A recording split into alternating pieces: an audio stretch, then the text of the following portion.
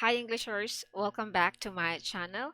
And now we're back for another quality lesson as promised from our previous discussion.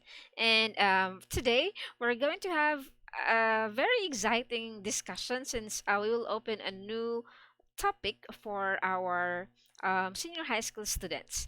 And as you can see on the screen, we're going to have the creative nonfiction.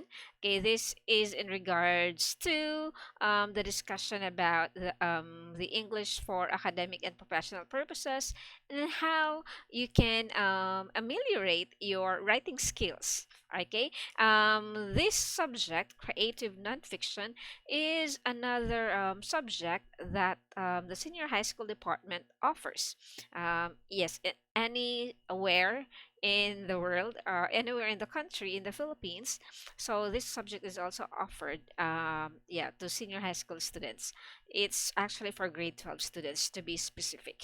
Okay, so again, with the other discussion I have here, I'll be mixing it or combining the language that I will be using. It's English, and also with a mixture with a mix of the Bisaya or the Filipino dialect. Most probably it's more of the Bisaya dialect. Okay, this is for my Cebuano students. I hope you'll have an idea and how to improve your writing skills. Okay, so let's go ahead and have the discussion. But before that, please do me a favor to like my videos, subscribe to my channel as well, to have to be notified for my other uploads, okay, other discussions too. Okay, so here we have the strategies in choosing a monologue. Monologue is one of the ways how you can write or you can present your speeches too. Okay, so we'll have strategies on how to do that. There, I know for sure that there are a lot of students who are also good into this. Okay, this is also in relevance to public speaking, right? When you do the monologue. Okay, so here we go. Okay, let me go ahead and give you or provide to you a definition on what a monologue is. Okay, so what we have here now in our screen, I hope it's clear there for you. Okay, so it mentions here that monologue refers to a speech given solo. Okay, so we have here mono, solo. Log is more of like a conversation. It's a solo conversation, okay, by a character in a movie, play, or performance. Okay, so you do it by yourself. Okay, it means it is a means of expressing thoughts and emotions. Yes, so you are like an actor or actress performing on stage solo. Okay, you're alone. Okay, the most difficult auditions to pull off successfully. Why is that so?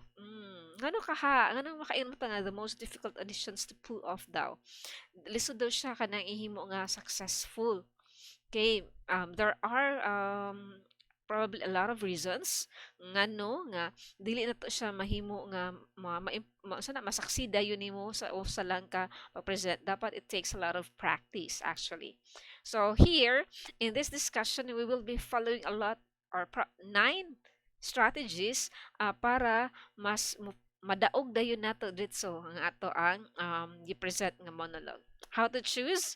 Okay, these are the 9 strategies. Okay, and let me go ahead and yes, okay, click my screen over here. Okay, so strategies when using a monologue. Okay, we have to select an entertaining one. Remember sa ato ang oral communication discussion before nga unsaon nimo para makuha nimo ang attention sa audience? Okay, that's actually one of the basic purpose in delivering a speech. Imo jud hunahunaon kung kinsa ang imuhang audience. Okay, so importante your target audience. So, nganong kinahanglan ta mo select nga kanang entertaining siya.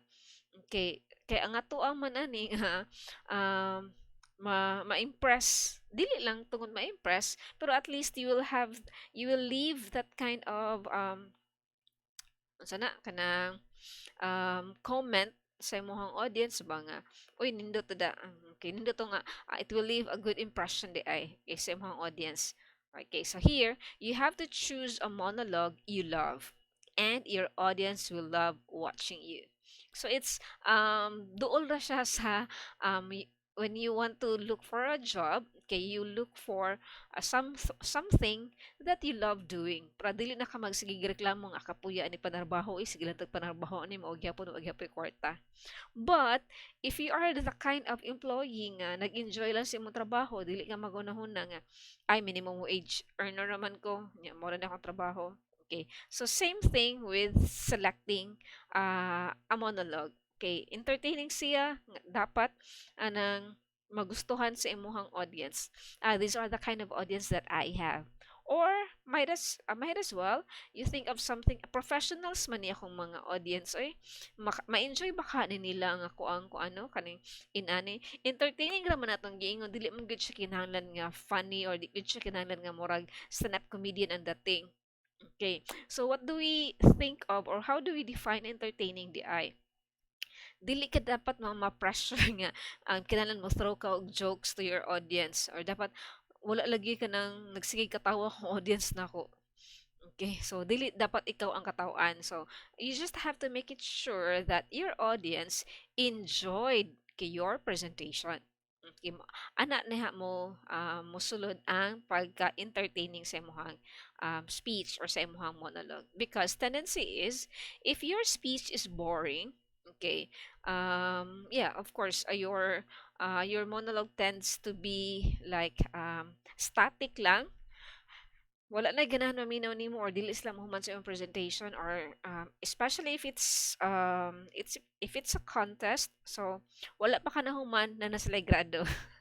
Lahi man dyan na kanang ma-present ka niya dili magsige tungod sa kanindot or tungod sa ka-enjoy sa audience or sa judges sa pag paminaw sa imong presentation, nakalimot na sila og grado nimo.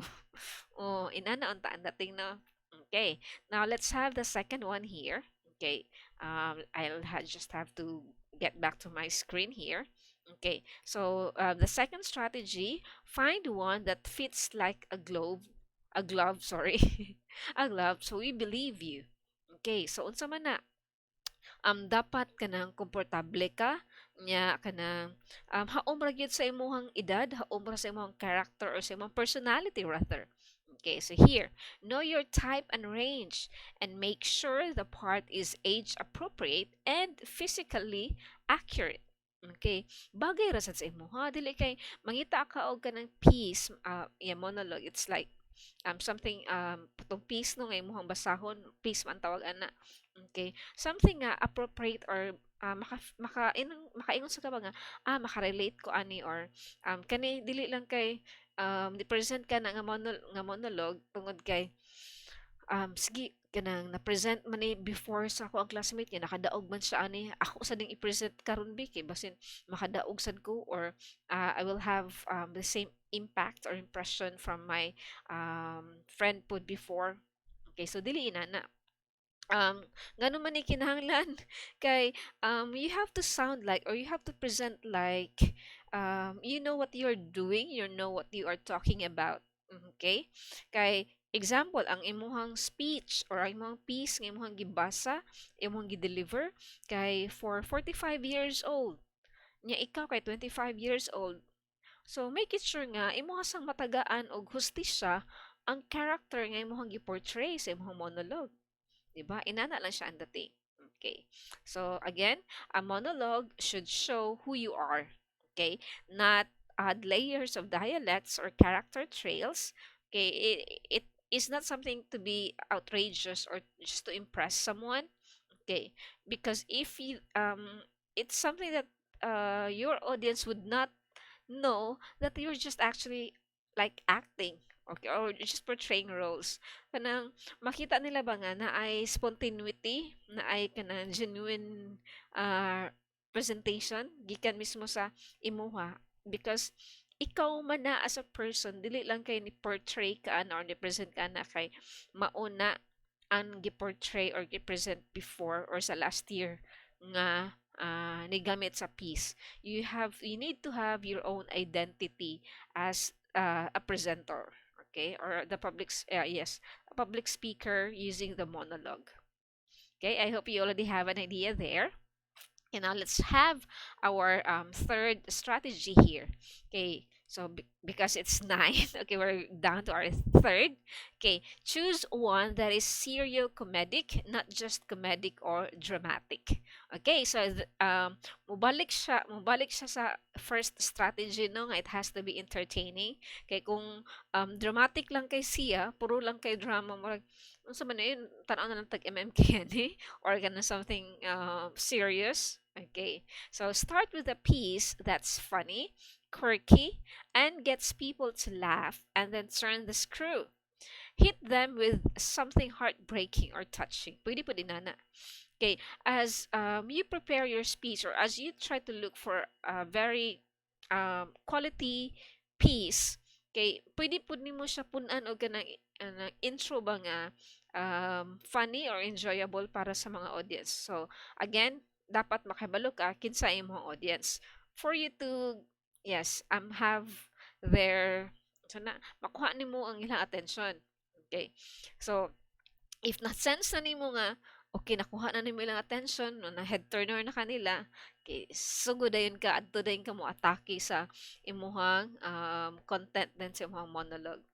You can ask questions actually that would give them a heart that would break their heart or very touching. Have you ever break someone's heart? Okay, have you ever broken someone's heart? Sorry. Okay, so inana ba? Inana ba? Yeah, it would also matter to the tone of your voice po di ay. Okay? O imuhang unsa na ang imuhang question kay heartbreaking or touching pero the way kani ni-deliver sa imuhang question kay pang funny or vice versa. It was supposed to be fun or it was supposed to be a joke, but then your voice tends to be that serious. Okay? So, dapat kuan sila ha, naaslay unity. Okay? Okay, let's do have the next strategy. Okay, it actually reminds us here that show us a change in emotion, but also keep us laughing. Okay, laughing like makakita ka nila nga nagsigil sila anak sila nga papangig nga sakitan sa ako papangig ko ikaw pinakikatawa. Okay, you would know that you had a great delivery. Okay, mahibawaan dyan na nimo, ma-feel sila nimo nga nag-enjoy ang imuhang audience sa imong presentation. Okay, next. Okay, work on one that has a storyline. Okay, unsa pasabot ani? Okay, audience love to hear stories with twists and turns, so bring them along with you. Okay, avoid the Johnny one note monologues that show one emotion throughout. Okay, lagi po siya relevance sa katong third one na itong nga mention no? Okay, itong dili kay siya inanaka dramatic or dili sa kay siya inanaka sigilag katawa. Okay. So, if your monologue or your piece is very boring, then walay rason ang mga audience nga minaw pa sila nimo. Okay, because they would think that this is the worst play or the worst presentation that I have watched. Okay, masuko lang sila or might probably yeah, they will just leave mabiya lang sila sa lugar. Okay? Because remember, I think the monologue would usually last for 4 to 5 minutes. So imagine taking that long with your audience for 4 minutes. So you are that serious.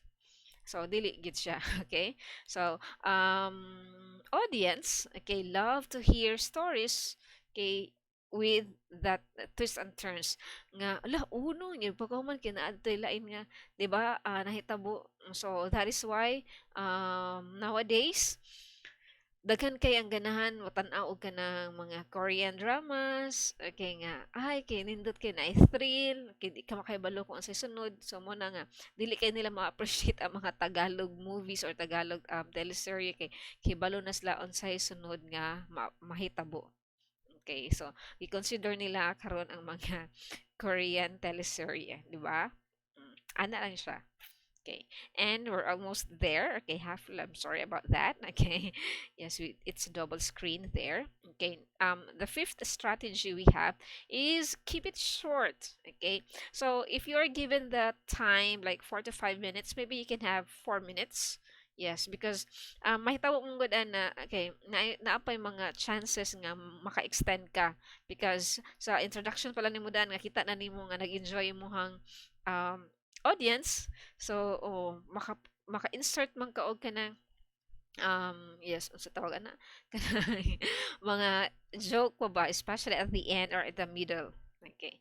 So keep it short, stay within your audience's attention span, and you'll have more success.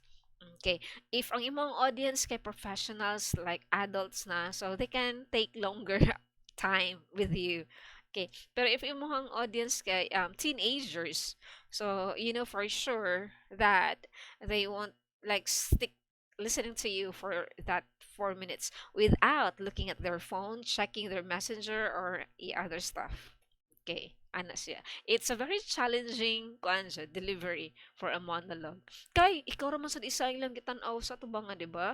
Okay, so mas daghan jud kay pressure and unlike sa katong by group siya or by pair. So duha ang ilang tan-awon. Ikaw pud dili kay ka ma-pressure nga ikaw ra sad ilang gitan-aw sa atubangan. So just like the public speaking, di ba? Ikaw ra ang nasa tubangan. Okay. Another strategy we have, find one with an element of surprise. Okay, find a way to keep your audience on the edge of their seats, wondering what will happen next. Everyone loves to be pleasantly surprised. Okay. So, mangita na sa kag idea unsaon ani mo nga hala, nga na ma-surprise nimo ang imong audience. Again, it's very best to choose quality piece. Okay, dili lang kayo magsunod-sunod. Okay. Nakita ni nako gi-present ni sa ako ang friend before. So ako ni sundon be, dili in ana. Okay? So importante jud nga hibalo ka sa attention span sa mga audience. Okay. And we're on to next slides. Okay. Number 7 here, choose one, choose a monologue or choose a piece that's not full of foul language or rude or sexual hints. Okay? Especially if your audience is really that young. Okay, so it's a big no-no dyan na siya. Maybe makagamit ka gamay as a kind of funny thing, di ba? Kay usay man magamit man nato as katawanan, no? Okay, pwede ra. Pero again, you have to choose or you have to be considerate, okay, on the audience that you have. Okay, be sensitive. Okay, unless it is essential to the character who, in spite of the language, is funny or quirky. Okay, choose good writing over something flashy. Okay, content jud ta dapat. Okay. Oh, nabit man na may uban maganahan kayo sila nga kanang magsigilag ka ng sana green jokes. Okay, but not all the time. Maybe you can have green jokes if it's just a casual conversation with your group of friends. But talking to the crowd, like a big audience, so no, no, no, no. Okay, okay, pwede mo ma-record ang imong presentation. Na mag-record na. Okay, the second to the last. Okay, discover one that shows you're a winner. Okay, kana ang strategy. So pasabot ani, when you leave the room, what will they think of you? What was your lasting impression? Okay, leave them thinking you're amazingly courageous. Okay, ninduta atong pagka-speaker, pagka-speaker, oh nga, ninduta atong nga speaker, oy. Okay, so inana ang imong impression ba nga di sila makalimot nga kinsa ganitong first nga ni-present nindot ganahan ko sa atong first nga ni-present. They might not remember your name, but the way you deliver your speech, yeah, it will remain in their hearts. Okay, hearts or yeah, in their memory as well. Okay, and the last okay, strategy we have, avoid a recognizable one that a star did really well. Muna akong na-mention earlier nga, na na-deliver ni before sa ako ang classmate, sa akong best friend niya, nakadaog man ni siya ni or dako siya nagraduan ni last year. imuha barong friend mo ni suggest nga gani gamita okay dako ikaw graduate na ni sir ganahan siya na nga piece. So dili man ikaw ang imong best friend. Again, you have a different identity. So it will always mean that you have a different way of delivering the piece. So have your own identity. Okay, find a way to keep your audience on the edge of their seats, wondering what will happen next. Okay, so I guess it's the same thing as what we had, okay, from the previous discussion, or not, yeah, from the previous slide, I guess. Okay, so it's more of ako lang i-broaden gamay ang katong sa number 9, or avoid a recognizable one that started very well. I think wala na ko na-add no nga um, mm, kay para sana matagaan nimo gusto siyang imong gi-present, you have to do differently from the previous one. Okay, kung na-present man na niya ngayon na before, so lahion nimo, or might as well find another piece, find another monologue for you to present. Okay, that's it. That's the best way to um yes, ace that monologue presentation that you will have, and for sure, yes, you will have a good grade. Okay, so that's it. That's a short discussion for us today, strategies when using a monologue for your non-creative fiction. Okay, so oh yeah, that was it. So thank you so much for joining with me in today's lesson. Enjoy learning, my dear students. Okay, don't forget to like and subscribe. Okay, bye for now. Enjoy learning. Bye bye.